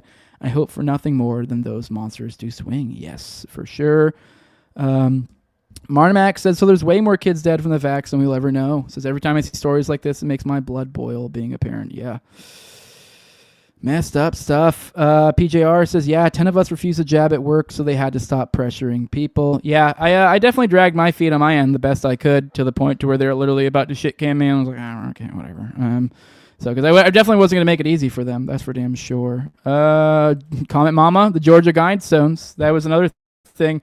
For those, if you haven't heard of the Georgia Guidestones, go Google that. I'm not going to be able to do it justice with summation, but I get what you're getting at. That did give a little bit more credence to the idea that this is like crazy, genocidal, like, some of the crazy, conspiracies, over the top ones. Gives a little more credence to those. All right, guys, let's get into our last topic of the day. I'm looking forward to this. Now, this may seem a little ham-fisted at first, this first topic, but I think you'll see how this, not the first part of this segment, but I think you'll see as we go through how this kind of all ties in together. Here, appreciate it. Marjan, common contributor to the show, or frequent contributor to the show, she shared with us Thomas Massey's post here, saying, in an attempt to stop our Epstein Files Transparency Act from passing, Speaker Johnson directed Oversight Committee to conduct a parallel effort that never exposed a single criminal, but sadly, that decoy effort has released the names of dozens of victims. Now he's sharing here from Peter Charalambos and James Hill, I'm not sure where this is from, law firm representing alleged Epstein victims sends scathing letter over DOJ document release. It says, according to the attorney's filing, this is from ABC News, the House Oversight release included the unredacted names and personal information of dozens of victims, including women who were minors at the time of their abuse. One document alone contained 28 unredacted names of alleged victims, the attorneys wrote. Based on the scope of the issue, the attorneys said that they believe the DOJ either does not know the identities of all the victims of Jeffrey Epstein and thus cannot apply proper redactions of files, or is intentionally failing to protect victims from public exposure. So this incredibly small and largely irrelevant subset of grand jury materials to serve seems to serve as nothing more than DOJ's perpetual distraction from providing the American people with full transparency as it relates to Jeffrey Epstein while protecting the victims, the filing states.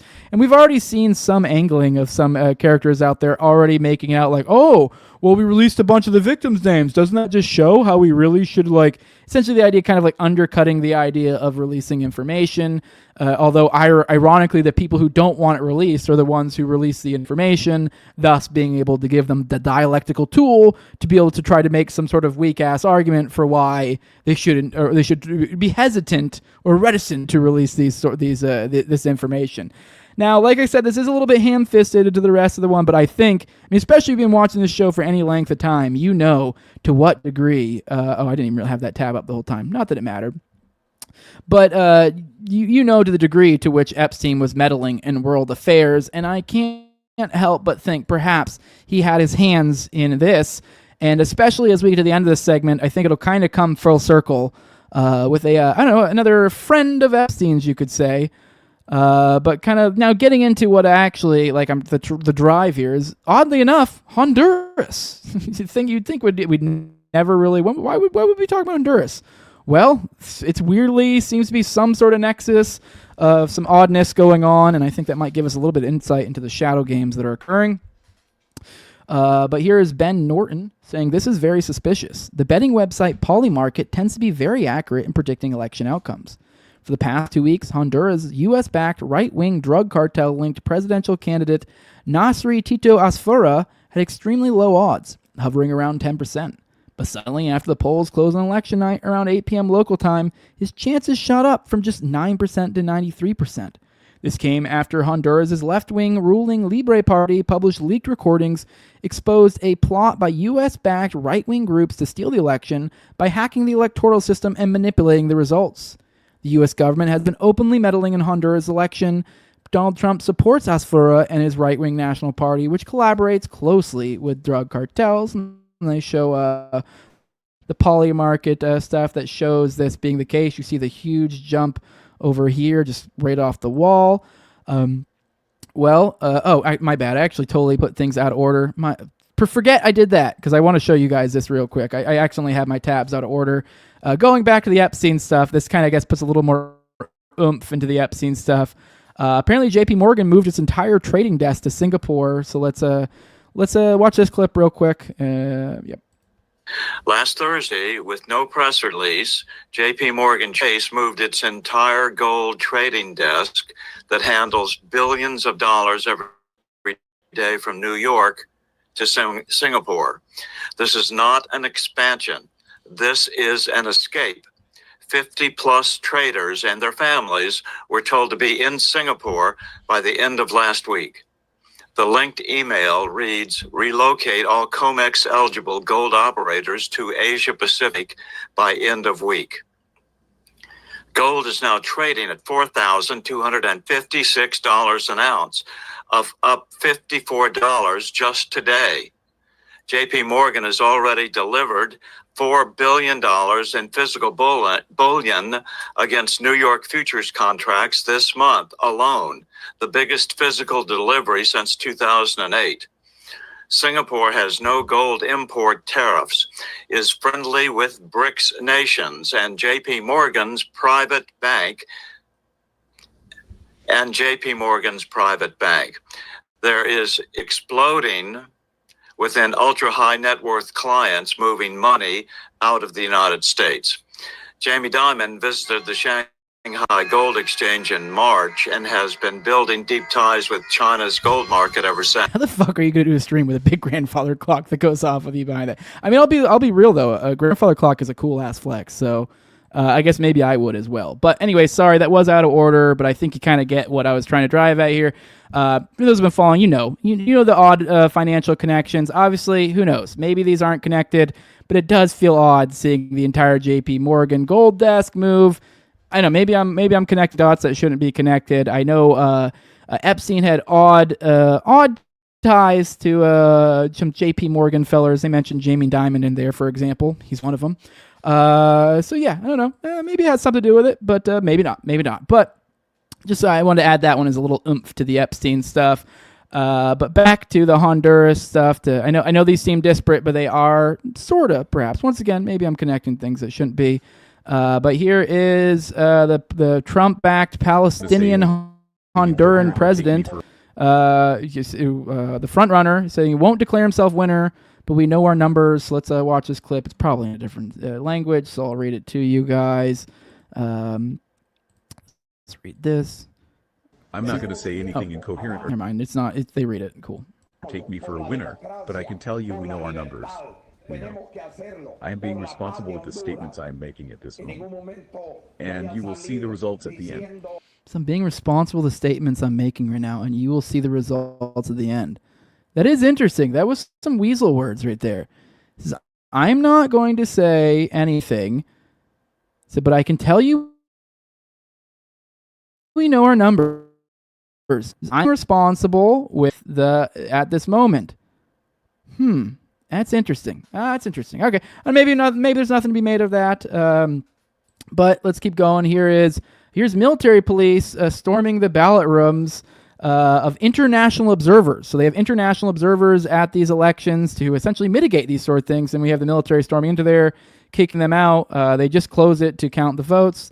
I have no idea. Is this a big deal or not? I've never worked in any sort of election integrity, anything or other, but looks a little weird. Let's keep going.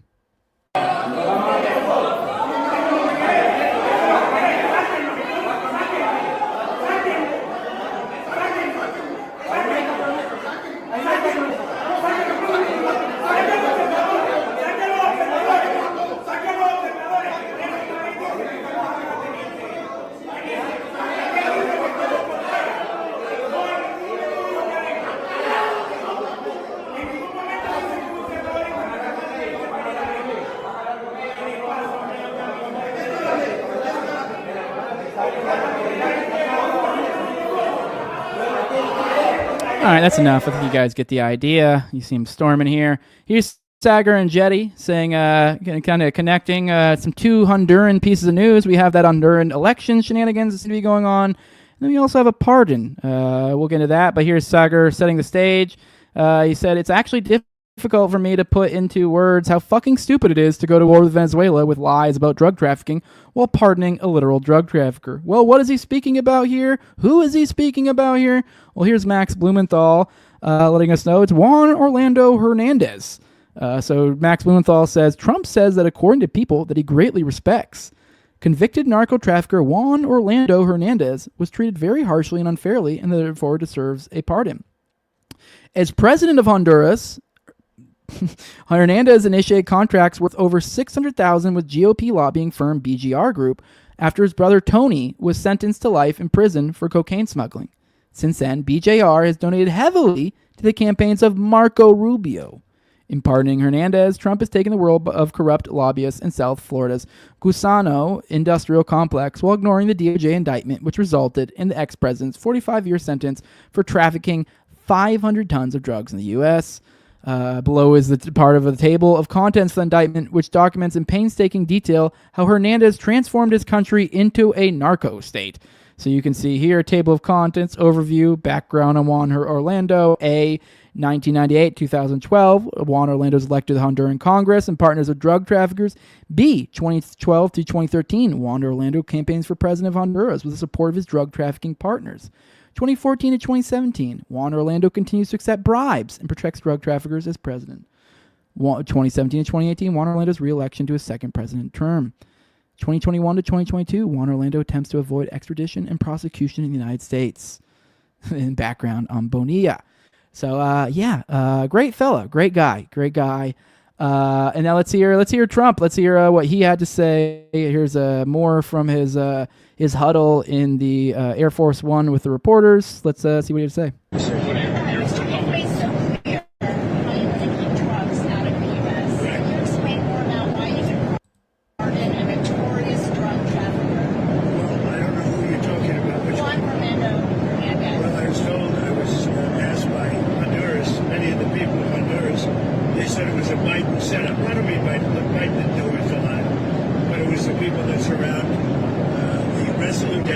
Surround Biden when he was there, which was about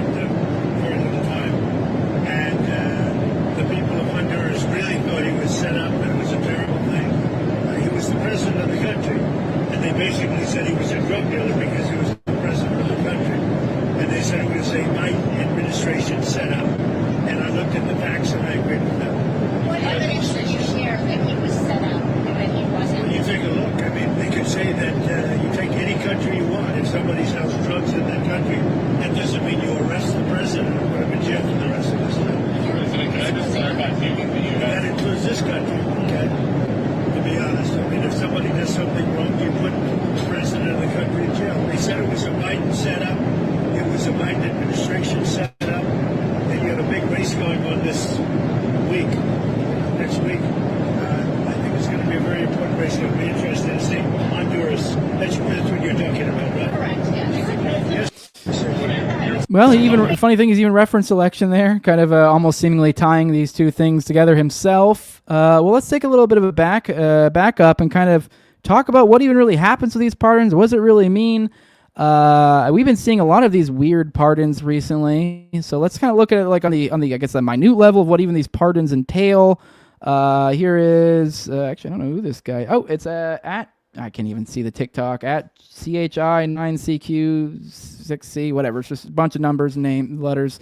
But anyways, probably just some random account. This is a little video about the pardons and exactly how this plays out in reality. What this means with a pardon. But let's go ahead and play this. Look, the Trump administration is stealing money from victims of crime, and I don't know how or why this story isn't being more widely reported by the media. Once you hear this, it's going to enrage you. But before I start, I humbly ask, because I know people in the media and I can't get this out. I humbly ask that you like, comment, and share this video, engage any way you can, and maybe the story will land somewhere where someone will share it. And of course, this is about Donald Trump's pardons, which, the media wants to talk a lot about the pardons, but they don't say anything about the victims and the restitution that they are no longer going to be paid because of these pardons.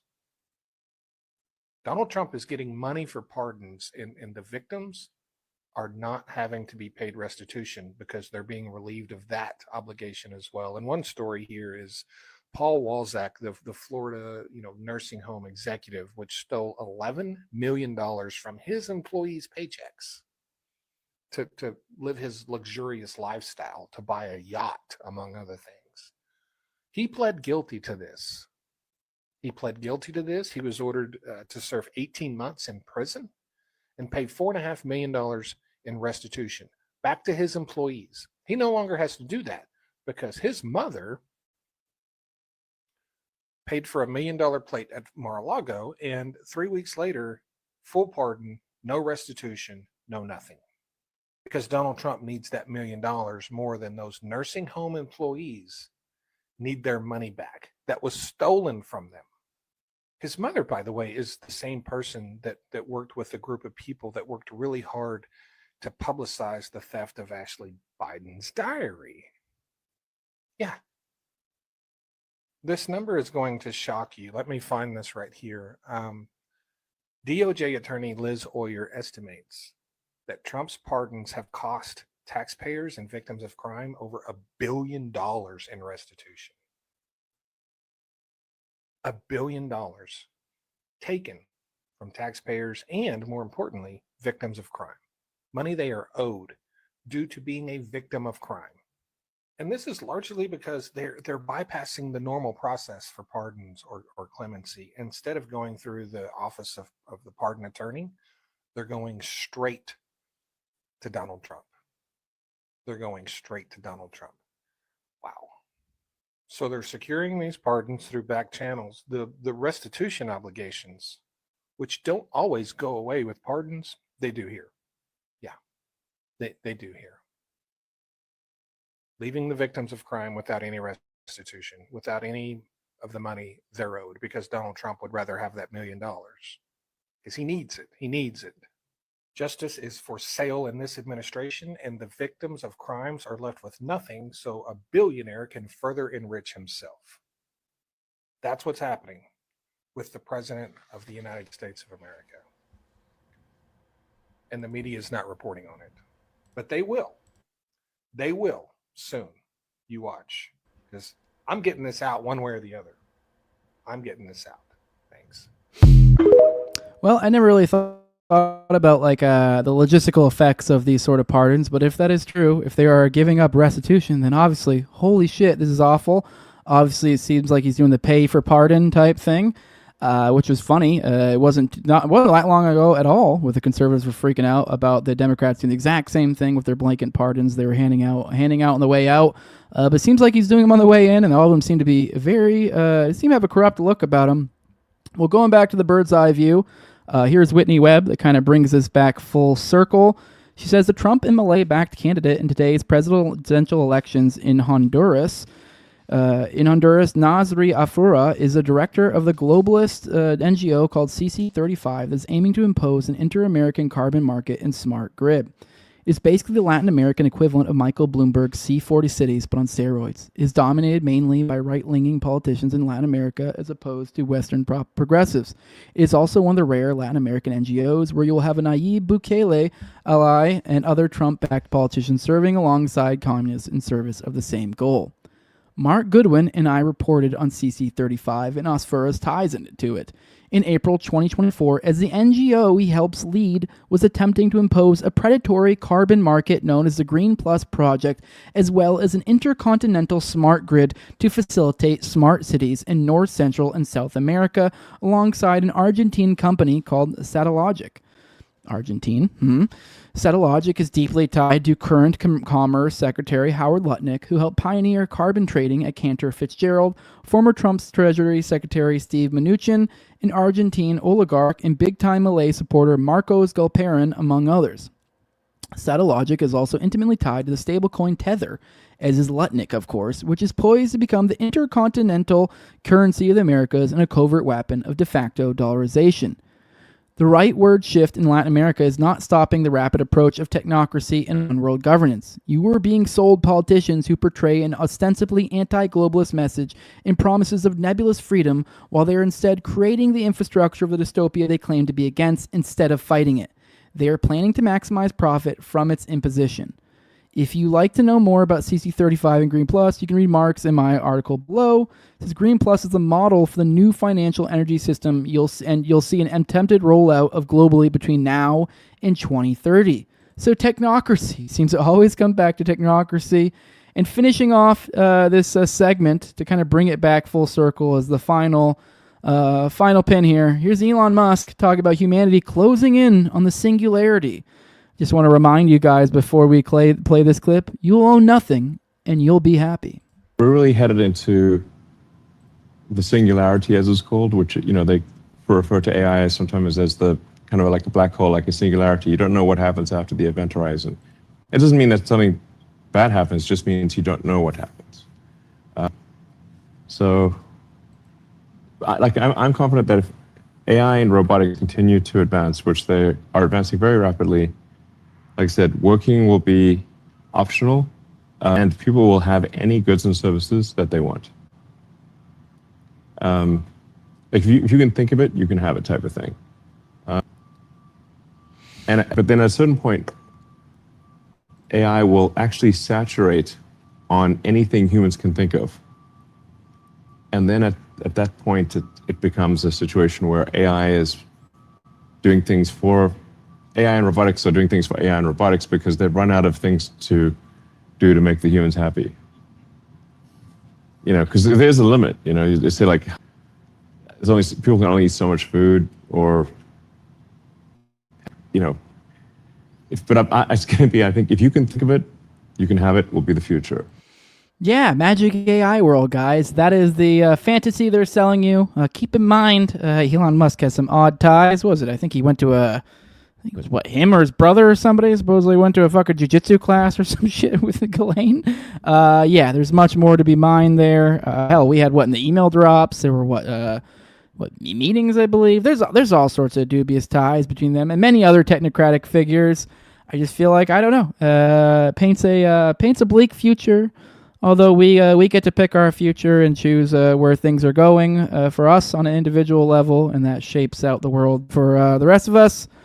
But let's go through the chat and say our final goodbyes, and then we'll be back. We'll be back on Tuesday. We'll be back tomorrow not with the morning dump, but we'll be back in the afternoon or at night with Already Dead with Austin, and we'll be back on Wednesday, I think, with a morning dump at some point. It won't be the normal time, and then hopefully as more of these cats go, and as this kitchen starts wrapping up, especially once the holidays are over. Once the holidays are over, we should be back in the normal groove of things. But let's roll through the chat. See everyone pointing out how it was basically the exact same thing that Trump's talking about as he's doing to the president of Venezuela. Yes, it is. It is pretty crazy. Let me see. What else we got in here? Rockbiz says our pediatrician is like an old man with an 80s mentality. He was just like, sign this paper saying you won't hold me liable, and we haven't heard a word about it. Yeah, that seems to be many such cases. Trump says Trump's stealing taxpayer money. Who fucking cares? Or raping kids? Well, yeah, I mean, we can. I mean, I don't know. I mean, obviously, I think it's bad to rape kids, but especially if once you extrapolate from all the different pardons and all of these people, there has been a lot of weird, crazy, high-level pardons, and I never even thought about the idea of restitution. You're like, oh, a lot of these people may be paying restitution to different victims for different crimes. You're like, oh, shit. So, yeah, I mean, I don't know. It seems like a lot of these people are getting out of some possible pretty crazy hot water for, I don't know, contributing some new plate to his new ballroom or whatever the hell. Seems we have a pretty naked pay-to-play system occurring in front of us. So, yeah, obviously I prioritized the kid raping thing a little bit more, but yeah. Let me see what else we got. Someone says just an early life on Marcos Galperin, and yeah, that's what Knife Safety Plus says. Yep. Here's